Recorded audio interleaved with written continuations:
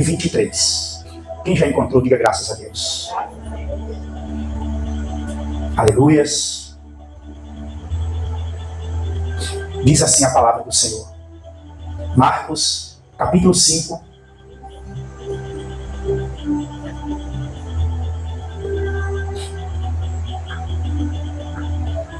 Versículo 22 e 23. Chegou um dos chefes da sinagoga, chamado Jairo, e logo que viu a Jesus, lançou-se-lhe aos pés e lhe rogava com instância, dizendo: minha filhinha está, aqui na minha versão diz assim, nas últimas, rogo-te que venhas e lhe imponhas as mãos para que sare e viva. Amém, queridos? Podeis assentar em nome de Jesus. Irmãos, como é culto de família, eu gosto muito de me prender na proposta do culto, né? Quando eu digo assim, me prender na proposta do culto, é porque às vezes é um culto de família e a pessoa prega sobre fé, né? Pega outro assunto, se não família. E você nunca vai me ver aqui numa quinta-feira falar de outra coisa que não seja família. Amém? Por que eu peguei aqui essa passagem a respeito de Jairo, né? Eu coloquei aqui o tema Jairo, exemplo de um pai cuidadoso, né? Às vezes a gente fala muito nos cultos da mãe, né? A mãe assim e tal, isso. Então vamos falar de pai, né? Assim como a maternidade ela deve ser encarada com uma grande responsabilidade, a paternidade também, né? A paternidade também deve ser encarada com muita responsabilidade. Amém, queridos? Da mesma forma que a maternidade. E nós temos aqui o exemplo de Jairo, né? O exemplo de Jairo. Eu acho, irmão, na minha concepção, quão infeliz é para um homem, né, ele colocar um filho no mundo e não cuidar desse filho a ponto de perdê-lo. Qual será o desgosto de um pai, né? Às vezes ver seu filho nas drogas, ver seu filho preso, ver seu filho perdido, né? Tem uma frase que diz assim, ó: os filhos nos dão a oportunidade de sermos os pais que gostaríamos de ter tido, né? Tem até alguns psicólogos que dizem, irmão, que os melhores pais são aqueles que não tiveram pais, porque eles procuram ser para o filho aquilo que eles não encontraram aonde? No pai. Amém, queridos? Então, ser pai, assim como ser mãe, amados, é um ministério. Quando eu digo ministério, eu estou dizendo assim, é um chamado de Deus, né? Deus chama você para ser pai. Deus chama você para ser mãe. É um ministério. E já que é um ministério dado por Deus, o pai e a mãe ele precisa da ajuda de quem? De Deus, para exercer esse ministério. É igual, por exemplo, o chamado pastoral. Eu fui chamado para ser pastor por quem? E eu posso exercer esse ministério sem a ajuda dele? De maneira nenhuma. Amém, queridos? Muitos pais não conseguiram exercer a paternidade que seus filhos gostariam, né? Tem muitos filhos que, para eles, seus pais fracassaram. Eu mesmo sou um. Meu pai fracassou na paternidade dele comigo. Porque eu não posso abrir a minha boca e dizer que eu tive um pai, porque eu não tive um pai. Mas, porém, queridos, hoje eu tenho uma nova identidade em Cristo. Amém? Apesar que eu não tive um pai, mas eu tenho uma nova identidade em Cristo. E eu posso, se Deus me der filhos, exercer a minha paternidade baseada nos princípios da palavra de Deus. Porque eu tenho uma nova identidade. Amém, igreja? Por que eu escolhi Jairo? Eu vejo em Jairo aqui, irmãos, um pai cuidadoso. Cuidadoso por quê, pastor? Primeira coisa que Jairo, pessoal, ele percebeu aqui foi a necessidade da sua filha. A Bíblia diz, ó, sua filha estava gravemente enferma à beira da morte. Aquela menina precisava de uma cura física. Mas olha, independente da necessidade física, irmã Deida, quantos pais que não percebem as reais necessidades de seus filhos? Convivem, entre aspas, com seus filhos, mas não sabem quais são as suas necessidades. E isso se dá por conta, muitas vezes, da ausência, e outras vezes por falta de... Tem pais que nunca conversam com os filhos. E eu vou falar um dos motivos por que isso acontece. Mas o grande problema, Micael, assim como eu um dia já enfrentei isso, às vezes a gente dentro de casa estamos passando por necessidades emocionais. Por que muitos filhos, filhas, às vezes encontram na amiga, nas pessoas do mundo, a melhor pessoa para desabafar? Não é assim, Matheus? Porque às vezes elas não encontram dentro de casa uma ajuda emocional. Elas não encontram dentro de casa uma ajuda espiritual e tantas outras ajudas. Às vezes aquele jovem, aquela criança, está passando por um período difícil, de mudança, mas não tem com quem conversar. E o pior de tudo, tem, né? O problema é quando o pai, hoje eu estou falando de pai, né? Ele não percebe quais são as necessidades. E quantos pais, queridos, que se demoram para perceber essas necessidades, né? E quando os pais, eles não procuram saber quais são as necessidades dos seus filhos, lá na frente as coisas ficarão mais difíceis de serem resolvidas. E olha que, se algum dia chegar um confronto, um momento de discussão, de uma contenda, aquele filho, ele vai colocar para fora tudo o que ele está sentindo. Então as coisas ficam mais difíceis. Tem muitos pais que dão presentes, mas, na verdade, a necessidade dos filhos é mais a presença do que o presente, né? Eu acredito que a presença é mais importante do que o presente. A presença física, né? Eu acho que melhor do que um presente é aquele pai que pega seu filho e vai jogar bola com ele, não é? Eu acho que melhor do que um presente é aquele pai que leva seu filho para uma pescaria. Eu acho que o melhor presente é aquele pai que, ao invés de sair no final de semana, ele fica com seus filhos dentro de casa. Ele abraça seus filhos, se deitam ali, acolhe todo mundo, brinca com seus filhos. Eu estou falando de presença, pessoal. E presente não substitui presença. Amém?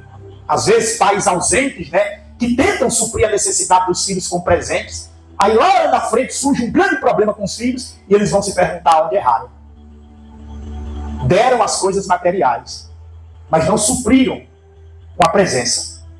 Eu vejo em Jairo aqui, irmã Micael, um pai cuidadoso, primeiro, porque ele nunca transferiu a responsabilidade com sua filha para ninguém.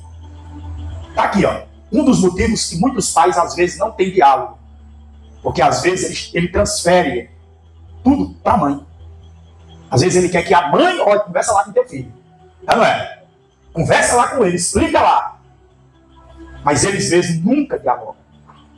Eu vejo aqui que Jairo, irmão Francisco, ele nunca passou a responsabilidade. Com certeza ele tinha esposa. Ele nunca passou para a esposa, para os tios, para o vizinho, para a avó. Talvez para outros amigos da sinagoga. Porque Jairo, ele era chefe da sinagoga. Você percebe que hoje em dia, quantos pais que transferem as suas responsabilidades para outras pessoas com os filhos? E hoje, sem falar que hoje tem a babá eletrônica, né? Antigamente era a televisão, hoje em dia não se assiste mais televisão. A internet acabou com a televisão, não é? Mas aí jogam a responsabilidade, às vezes, na avó. Quantos filhos criados pela avó? Não é verdade, pessoal? Sendo criados pela avó. Os tios, né, se desapegam assim dos filhos com a maior facilidade e deixam que outra pessoa vá cuidar. Amém, igreja? Então, quantos que delegam aos outros as responsabilidades que são suas? E muitos até usam o quê? A desculpa do tempo, não é? É porque eu não tenho tempo. Porque eu trabalho, porque eu corro. Enquanto a avó cuida, eu pago as contas, né? Enquanto fulano cuida, eu dou o sapato, eu dou a roupa, eu pago a escola, mas alguém cuida. Aí eu olho aqui, será que Jairo era alguém que não tinha o que fazer? Ele era o líder da sinagoga, pessoal. Era como se fosse o pastor da igreja. Imagina o tanto de responsabilidade que Jairo ele tinha. Mas mesmo assim, ele encontrou tempo para correr até Jesus, atrás do socorro para sua filha. Amém, pessoal? E outra coisa que eu vejo aqui em Jairo, já que ele era o chefe da sinagoga, pessoal, certamente Jairo ele era um homem religioso. E quantos, talvez, preconceitos, quantos protocolos, por causa da sinagoga, Jairo não teve que quebrar para correr atrás de Jesus. Com certeza, ele sofreu críticas. Amém, pessoal?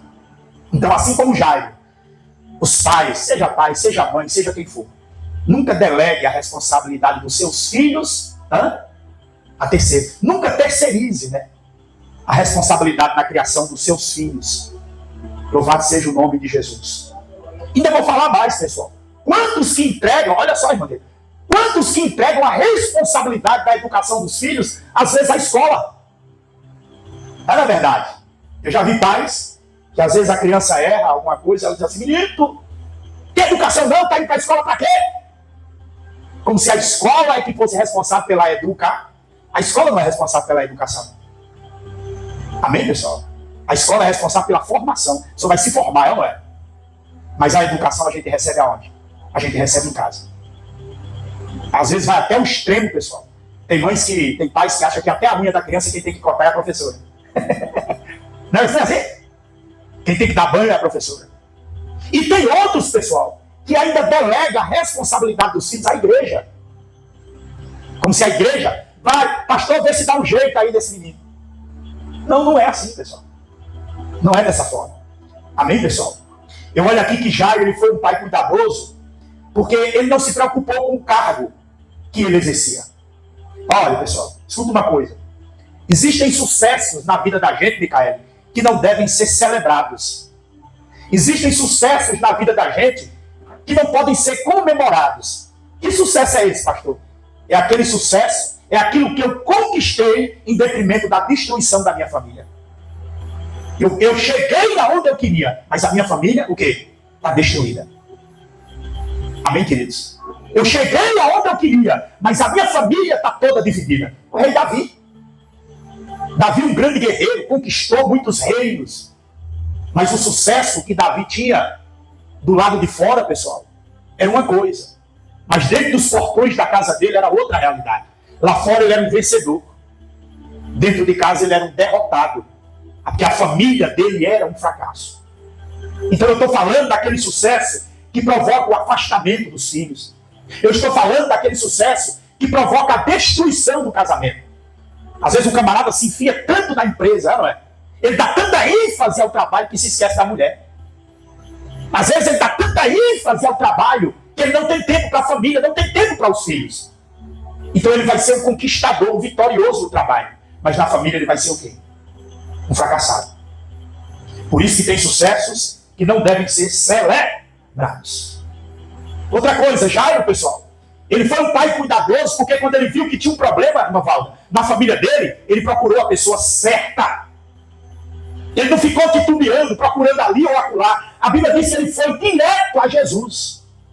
Um pai cuidadoso, que deu passos de fé em direção a Deus, para resolver o problema da sua casa. Ele foi aonde Jesus estava, e foi a Jesus que ele suplicou pela sua filha.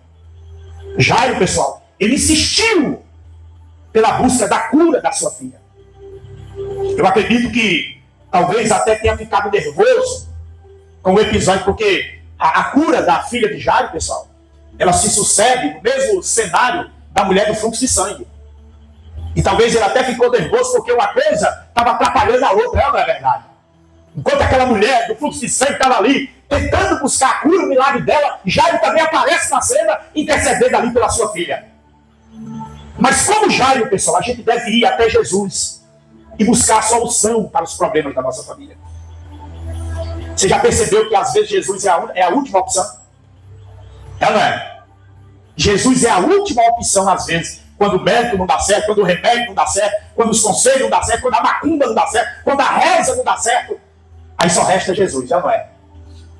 Mas Jairo não, pessoal. Jairo, ele foi direto a Jesus. Isso mostra o quê? Que Jairo, ele era um canal de bênção para a sua família. Assim como nós devemos ser um canal de bênção, pessoal. Nós não devemos mais ser canal de maldição, de contenda, de intriga dentro da nossa casa. Agora que a gente conhece Jesus, Micael, nós devemos ser um canal de bênção. Jairo foi um pai cuidadoso, porque ele não desistiu. E além de não desistir, pessoal, ele não deu atenção àquilo que as pessoas falavam. Por quê? Porque a Bíblia diz Que no momento em que ele está lá conversando com Jesus, que Jesus resolve ir na sua casa, alguém aparece e diz, não incomode mais o médico, porque a tua filha já está morta. Mas ele não deu ouvido, pessoal. Amém? Jairo não dá ouvido. Aí Jesus olha para Jairo e diz o quê? Creia somente. Jairo, creia somente. Amém, pessoal? Jesus disse para o dirigente daquela sinagoga que ele não deveria ter medo, mas deveria crer. Aí Jairo, deixou de dar ouvido ao que todo mundo... Porque naquela hora ele poderia ter dito assim, Jesus, não precisa mais não. Acabei de receber a informação aqui que a minha filha morreu.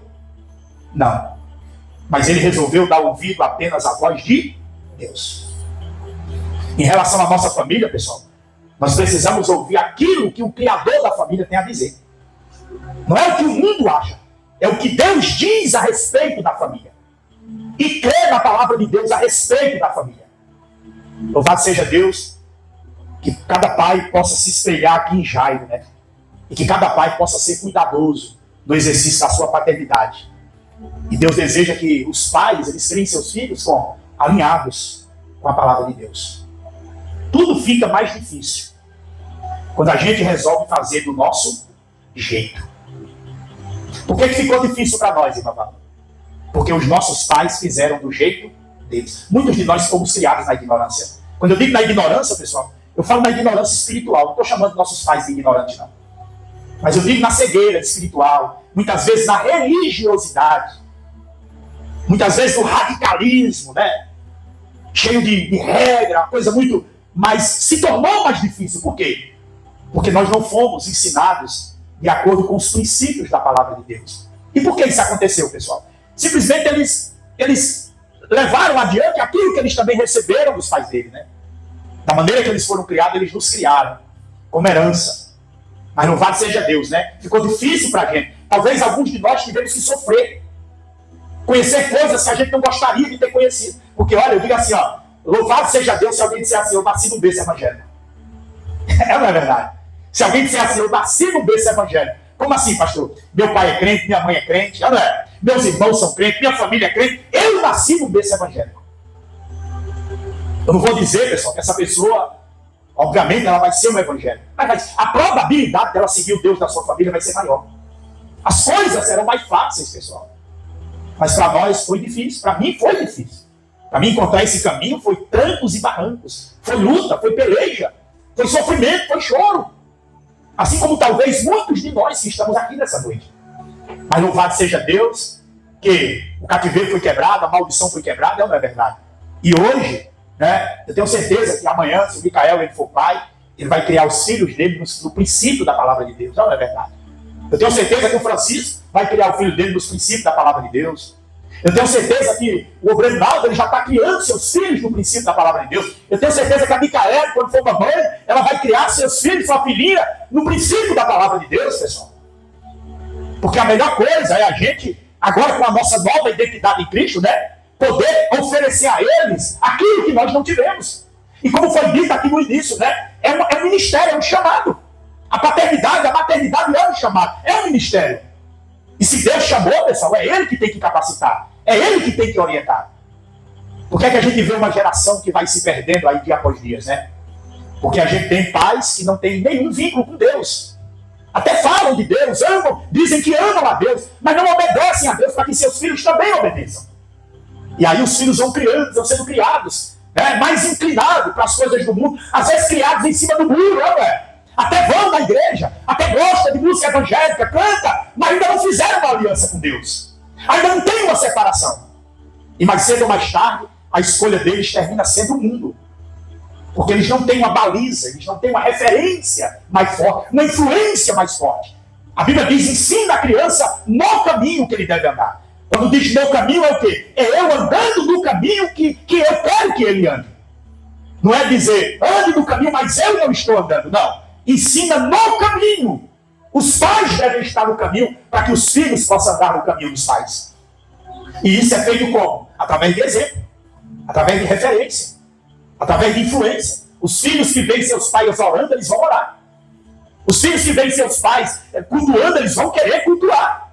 Como é gostoso lá uma família onde se toca hinos, louvores de adoração a Deus. E não essas músicas com insinuações pornográficas que a gente vê hoje, pessoal. Algum tempo atrás, alguns anos atrás, Micael, às vezes quando se lançava uma música, a censura cortava algumas coisas. Não é verdade? Teve uma época que a censura censurou aquela música de Luiz Caldas chamada Nega do Cabelo Duro. Quem lembra? Quem lembra? Não é? Censurou Nega do Cabelo Duro por quê? Porque dizia que tinha racismo na música. E hoje? E hoje? O que é que as músicas estão falando hoje? Eu não posso nem dizer aqui, irmão. Eu não posso nem dizer aqui o que é que as músicas, o contexto das músicas de hoje, pessoal. Olha, basta você olhar apenas para as danças, que são verdadeiras simulações de ato sexual. Amém, queridos? E que vão precocemente erotizando crianças. Vão erotizando crianças. Então é essa a geração que a gente está vivendo, uma geração que vai se perdendo. Por quê? Porque não tem pais nem mães como referência, uma aliança com Deus. Deus, pessoal, ele é o criador da família. Ninguém entende mais de família do que Deus. Então, se você está passando turbulência, lutas, problemas com a sua família, ei, o melhor orientador é a palavra de Deus, é o manual da família. É aquilo que Deus quer para a nossa família. Amém, queridos? E nós temos Jairo como um pai exemplar, cuidadoso, que sabia qual eram as necessidades. Torna a repetir. Por isso que muitos pais hoje em dia, depois que as coisas acontecem, aí eu vejo pais dizer assim, o pai e a mãe é a última a saber. Por quê? Não é assim? Você já ouviu isso muitas vezes? O pai e a mãe é a última a saber. Por quê? Porque a porta do diálogo não existe, é fechada. Muitas vezes o filho, a filha não tem o pai e a mãe como seu melhor amigo, como seu confidente. Não é verdade? Não tem coragem de desabafar. Às vezes tem medo de abrir, se abrir, dizer o que está sentindo, dizer o que aconteceu. E aí os pais são os últimos a saber. Porque não sabem quais são as necessidades dos seus filhos. Às vezes acha, pessoal, que dá um sapato de marca, dá um celular de marca, dá uma roupa de marca, dá algo caro. Estão exercendo a sua paternidade. Não estão, não. Presentes não substitui presença. Ah, como faz falta? A gente hoje, pessoal, já está crescido, nós já estamos crescidos. A gente não sente mais tanto a necessidade da companhia. Agora, criança não, pessoal. Você não tem ideia da importância que é para a criança a presença do pai. É verdade. A presença da mãe ali. Se pudesse, eles não desfrutavam. Hora nenhuma, pessoal. Quantos aqui, né, que dizem que os filhos até dormem com os pais? Se não tiver o pai, não dorme. Se não tiver a mãe, não dorme. Porque é a presença, pessoal. É muito importante. Porque é ali que a criança ela se sente segura. Ali é um porto seguro, é um farol. Ela é dependente. Ali é seu referencial, é sua ponte. É seu escudo, é tudo para ela. Agora você imagina uma criança, pessoal, que um jovem, um adolescente, vou até dizer assim, uma pessoa que não tem isso. Que vive à mercê, não é? Talvez até tenha uma tia, uma avó, um parente, mas não substitui, pessoal. Ninguém substitui. Ninguém substitui pai, ninguém substitui mãe na vida da gente. Quem já perdeu seu pai e sua mãe aqui sabe o que eu estou dizendo. A gente quando perde mãe, vou falar mãe, parece assim que o chão saiu dos seus pés quando a gente perde a mãe da gente. Você pode ter 10 irmãos, mas quando sua mãe, Jesus leva, parece que agora você perdeu as suas asas. Você perdeu a sua... É uma coisa aí, não tem como você explicar. Eu acho que o cordão umbilical só é cortado realmente quando morre. Quando vai embora. Não é verdade, pessoal. Porque mesmo que a gente não tenha mais aquele afeto de quando criança, mas está ali, está ligado, pessoal. Agora depois que vai embora, o mundo fica diferente. Quando você perde seu pai, quando você perde a sua mãe, tudo muda na sua vida.